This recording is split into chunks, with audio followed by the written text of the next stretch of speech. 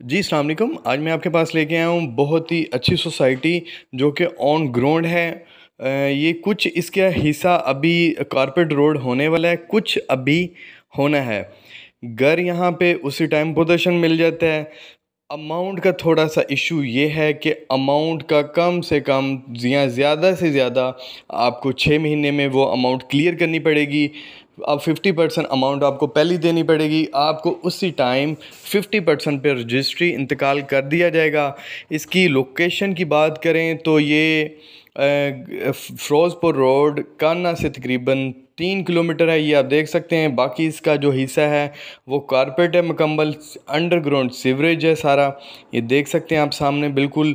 और यहाँ पे घर बन रहे हैं, मेन पे कमर्शियल मार्केट भी बन रही है और ये तकरीबन 6 महीने के उधार पे मिलता है।